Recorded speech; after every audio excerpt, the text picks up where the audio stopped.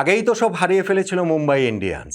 হারিয়ে ফেলা বলতে এবারের আইপিএলের প্লে অফে ওঠার সম্ভাবনা। সর্বশেষ ম্যাচে রয়্যাল চ্যালেঞ্জার্স বেঙ্গালুরুর কাছে হেরে যাবার কারণে অফিসিয়ালি প্লে অফের রেস থেকে ছিটকে পড়েছে 5 বারের চ্যাম্পিয়ন মুম্বাই। অথচ এরপর আজকে তারা কি স্টানিং একটা জয় পেল পাঞ্জাব কিংসের বিপক্ষে। এইটা হয়তোবা তাদের হয়তোবা না, নিশ্চিতভাবে এই আইপিএল এর যদি আপনি পয়েন্ট টেবিল দেখেন সেটাতে কোনো কাজে লাগবে না। কিন্তু মুম্বাই ইন্ডিয়ান যে প্রাইডের জন্য খেলেছে সেই প্রাইডটা তারা ধরে রাখতে পেরেছে এরকম একটা জয় পেয়ে, এবং তাতে মুম্বাইয়ের সমর্থকদের ওই আফসোস আক্ষেপ হাহাকারের জায়গাটাও আরো বাড়ার কথা যে সারা মৌসুম কোথায় ছিল এই মুম্বাই ইন্ডিয়ান্স। যেই ম্যাচটা তারা হেরে যাচ্ছিল কয়েকটা ফেজে মনে হয়েছে সেই ম্যাচটা জিতে গেল, অথচ সিজন জুড়ে এরকম জিততে জিততে হেরে যাওয়া ম্যাচের সংখ্যাও তাদের অনেক বেশি, যেই কারণেই তো এই প্লে অফের রেস থেকে মুম্বাই ইন্ডিয়ান্স ছিটকে পড়েছে। আজকের ম্যাচে তাদের নিয়মিত অধিনায়ক হার্দিক পান্ডিয়া নাই, ভারপ্রাপ্ত অধিনায়ক সূর্যকুমার যাদব নাই, কিন্তু স্টিল তারা ম্যাচটা জিতে নিয়েছে এবং সেইটাও কি ভীষণ রকম রোমাঞ্চকর ভাবে। মুম্বাই ইন্ডিয়ান্সের এই জয়ে প্লে অফের হিসাব নিকাশে তাদের কিছু হবে না, তবে হারিয়েছে যে পাঞ্জাব কিংস তাদের সর্বনাশের জায়গাটা আরও একটু প্রশস্ত হয়ে গেল। এই পাঞ্জাব কিংস এবারের আইপিএল এর প্রথম 7 ম্যাচের মধ্যে তাদেরকে কোনো দল হারাতে পারেনি। 6টা জয় তারা পেয়েছে, আর একটা ম্যাচ বৃষ্টির কারণে ভেসে গেছে। অথচ এরপর টানা 5টা ম্যাচ পাঞ্জাব কিংস হেরে গেল এই নিয়ে, এবং তাতে করে পয়েন্ট টেবিলের তারা এখনো 4 নম্বরে আছে বটে 12 খেলায় 13 পয়েন্ট নিয়ে, যেইটা ইনফ্যাক্ট 7 খেলা শেষেও তাদের ওই 13 পয়েন্টই ছিল। এখনো প্লে অফের লাস্ট পজিশন 4 নম্বরে পাঞ্জাব কিংস আছে, তবে এই ঠিক পরেই যেই দুইটা দল রয়েছে চেন্নাই সুপার কিংস এবং রাজস্থান রয়্যালস, তাদের পয়েন্ট 12 করে, 1 পয়েন্ট কম পাঞ্জাব কিংসের চেয়ে, এবং এই দুইটা দল একটা করে ম্যাচ কমও খেলেছে।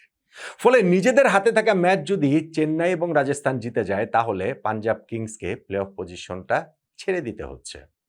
তাদের ফাইনালি গিয়ে প্লে অফে ওঠাটা ভীষণ রকম চ্যালেঞ্জের মধ্যে পড়ে গিয়েছে। আজকের যে এই ম্যাচটা যেখানে এরকম ভীষণ রকম চ্যালেঞ্জ জয় করে মুম্বাই ইন্ডিয়ান জিতেছে, সেটা টার্নিং পয়েন্ট কোনটা তা নিয়েই তো আলোচনাটা করছিলাম। দেখেন, ম্যাচের একেবারে শেষ 5 ওভারে আসেন মুম্বাই ইন্ডিয়ান্সের, তখন জয়ের জন্য 72 রান প্রয়োজন। হ্যাঁ, তাদের হাতে রয়েছে বটে 7 উইকেট, কিন্তু 30 বলে 72 রান একটু হলেও, কিন্তু একটু না, আপনি আইপিএল এর হিসাব নিকাশ মাথায় রাখলেও এইখানটাতে বোলিং সাইডকে আসলে আপনার ফেভারিট বলতে হবে। 60-40 যে হলেও আসলে ওই সময় পাঞ্জাব কিংস এগিয়ে ছিল, এবং এরপরে ওই 5 ওভারে, শেষ 5 ওভারে এত নাটকীয়তা হয়েছে। একবার মনে হয়েছে যে না, নিশ্চিতভাবে পাঞ্জাব জিতে যাচ্ছে, পরের ওভার শেষে মনে হলো না মুম্বাই জিতে যাচ্ছে, পরের ওভার শেষে মনে হলো না পাঞ্জাব জিতে যাচ্ছে, পরের ওভার শেষে না মুম্বাই জিতে যাচ্ছে। এই করতে করতে কিন্তু লাস্ট ওভারে গিয়ে খেলার ফয়সালাটা হয়েছে তিলক বর্মা 2টা ছক্কায় ম্যাচটা জয় নিশ্চিত করেছেন মুম্বাই ইন্ডিয়ান্সের। এই শেষ 5 ওভারের আগে যদি আপনি দেখেন, 5 ওভারের ওই জায়গাটাতে আসছি যে 200 রান করেছে আগে ব্যাটিং করা পাঞ্জাব কিংস, সেই রান তারা করতে নেমে মুম্বাই ইন্ডিয়ান্সের শুরুটা খুব ভালো হয়েছে। রায়ান ডিকালটন এবং রোহিত শর্মা তারা পাওয়ার প্লেতে 59 রান এনে দিয়েছেন। স্পেশালি রিকলটন এই জায়গাটাতে এগ্রেসরের রোলটা প্লে করেছেন। পাওয়ার প্লের পর তিনি যখন আউট হয়েছেন 23 বলে 48 রান করে মুম্বাই তাদের ওই প্রত্যাশিত ঝড়ো শুরুটা পেয়ে গিয়েছে। হ্যাঁ, তারপরে নামন্দির আউট হয়েছেন। রোহিত শর্মা যেহেতু ক্রিজে অনেকক্ষণ ধরে ছিলেন, তার উপরে ওই এক্সপেকটেশনের জায়গাটাও ছিল যে না, কোনো একটা সময় রোহিত শর্মা হাত খুলে খেলা শুরু করবেন।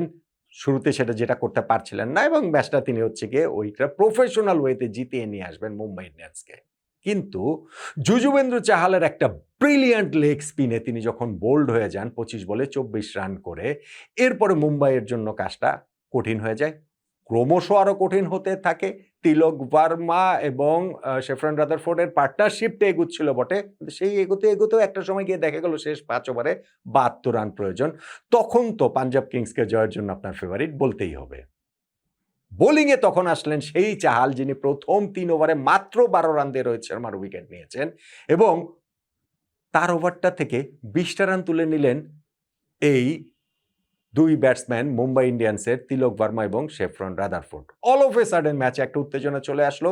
5 ওভারে 72 প্রয়োজন থেকে 4 ওভারে 52 রান প্রয়োজন। তখন আবার মনে হচ্ছিল যে না, মুম্বাই এই ফ্লোতে ম্যাচটা জিতে যাবে, কিন্তু নেক্সট ওভারটা হলো আরো দুর্দান্ত, আরো এখানটাতে রোমাঞ্চ বাড়িয়ে দেওয়া হলো। আজমতুল্লাহ ওমর জাই রাদারফোর্ডকে শুধুমাত্র আউটই করলেন, ওই ওভারটা থেকে তিনি মাত্র 2 রান দিলেন, ফলে 4 ওভারে 52 রান প্রয়োজন মুম্বাইয়ের থেকে হয়ে গেল 3 ওভারে 50 রান প্রয়োজন। তখন আবার মনে হচ্ছিল যে না, এই ম্যাচটা পাঞ্জাব কিংসে জিতে যাচ্ছে। এরপরে ওই ওভারটা যখন মার্কো ইয়েনসেনের 22 রান তুলে নিলেন তিলক ভার্মা, 2টা ছক্কা মারলেন, একটা 4 মারলেন, উইল জ্যাক্স তিনিও একটা 4 মারলেন, ওভারে 22 রান তুলে নেওয়ার কারণেই ম্যাচটা আবারও মুম্বাই ইন্ডিয়ান্সের দিকে কিছুটা চলে আসে। শেষ 2 ওভারে তাদের 28 রান প্রয়োজন। আর্শদীপ সিংয়ের ওভারটা থেকে 13 রান হলো, লাস্ট ওভারে 15 রান প্রয়োজন, 50-50 একেবারেই বলতে পারেন। এবং সেই লাস্ট ওভারের প্রথম বলটাই যখন উইল জ্যাক্স ছক্কা মেরে দিলেন স্ট্রেইট ব্যাটে লং অফের উপরে দিয়ে, ব্রিলিয়ান্ট একটা শট, তখন অনেকক্ষণের মধ্যে প্রথমবারের মতো মনে হলো যে না, মুম্বাই ইন্ডিয়ান্স ম্যাচটা জিততে যাচ্ছে। কেননা শেষ 5 বলে তখন আর মাত্র 9 রান প্রয়োজন। কিন্তু পরের 2 বলে যখন মাত্র 1 রান হয়েছে, শেষ 3 বলে 8 রান প্রয়োজন, আবারও অনিশ্চয়তা।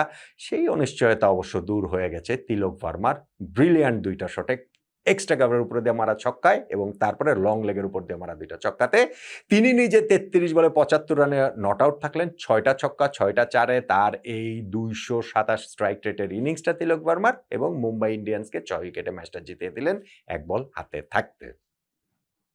এখন শেষ 5 ওভারের যে জায়গাটার কথা বললাম, সেই জায়গাটা দেখেছেন যে ম্যাচটা কতবার এইদিকে ওইদিকে ঘুরেছে। আর যদি আপনি ইনিংসের কথা ভাবেন পাঞ্জাব কিংসের, সেটা আসলে একটা স্ট্রেঞ্জ ইনিংস ছিল। 200 রান তারা করেছে 20 ওভার শেষে, যেটা খুব সহজেই 220-30 হতে পারত, আবার খুব সহজেই 160-70ও হতে পারত। সেটা কেন? ধরেন পাঞ্জাব কিংসের ইনিংসের শুরুটা ভালো হয়েছে, তারা প্রিয়াংশ আর্য ও প্রাভসিংহ সিংয়ের ওপেনিং পার্টনারশিপ, প্রিয়াংশ আউট হয়ে যাওয়ার পরও কুপার কনলির সঙ্গে প্রাভসিংহ রানে এগিয়ে নিয়ে গেছেন। 12th ওভারে পাঞ্জাব কিংস 1 উইকেটে 107 রানে পৌঁছে গিয়েছে। সেইখান থেকে তো 220-30 রান কেন, আরও বেশি রানও হতে পারত। কিন্তু এরপরে একটা অবিশ্বাস্য কলাপস হলো পাঞ্জাব কিংসের, দুর্দান্ত কামব্যাক হলো মুম্বাই ইন্ডিয়ান্সের। পরের 31 বলে ইনফ্যাক্ট মাত্র 33 রান তুলতে পারলো পাঞ্জাব কিংস, এবং তারা উইকেট হারিয়ে ফেললো 6টা। 17th ওভারে গিয়ে 7 উইকেটে 140 রানের স্কোর ওইখানটাতে পাঞ্জাব কিংসের। ফলে তখন তো তারা 160-170 রানের মধ্যে গুটিয়ে যেতেই পারতো। ওই জায়গাটাতে আজমতুল্লাহ উমর জয়ের যে একটা ইনিংস, সেই ইনিংসটা 30 অড রানের ইনিংস, অন্য সাইড থেকে তিনি বিনোদ এবং বাটলারের তাদেরও সাহায্য পেয়েছেন।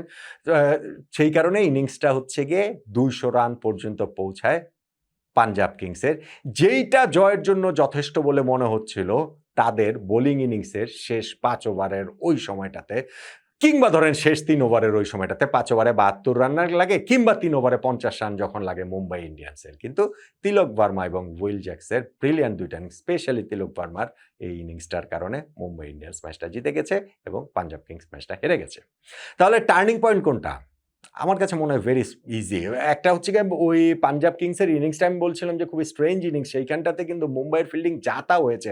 4টা-5টা ক্যাচ তারা ফেলেছেন, তারপরে হচ্ছে ওই মিস ফিল্ডিং থেকেও আমার ধারণা 15-20টা রান হয়েছে। ফলে ওইটা একটা দাবিদার মানে হবার মতো যদি ম্যাচটা মুম্বাই ইন্ডিয়ান্স হেরে যেত। যেহেতু মুম্বাই ম্যাচটা জিতেছে, আমার কাছে মনে হয় টার্নিং পয়েন্ট হচ্ছে গিয়ে লাস্ট 5 ওভার্স, স্পেশালি যুজুবেন্দ্র চাহালের যে একটা ওভার রেখে দিয়েছিলেন পাঞ্জাব কিংসের ক্যাপ্টেন ওই জায়গাটাতে শ্রেয়াস আয়ার, সেইটা আসলে কাজে দেয়নি। তাকেই হচ্ছে গিয়ে প্রথমত চার্জটা করে যে 20টা রান 16 নম্বর ওভারে নিলেন, ওইখান থেকে যে ঘুরে দাঁড়ানোটা শুরু। কিংবা ধরেন ওমর জায়ের ওভার পেরিয়ে আবার 18 নম্বর ওভারটা থেকে যাওয়ার মার্কো ইয়েনসেনের 22টা রান তুলে নিলেন, ওইটাই আসলে টার্নিং পয়েন্ট। শেষ 5 ওভারটাই মুম্বাই ইন্ডিয়ান্সের ব্যাটিং ইনিংসের আমার কাছে মনে হচ্ছে টার্নিং পয়েন্ট এই ম্যাচের। একমত কি হবেন আপনি?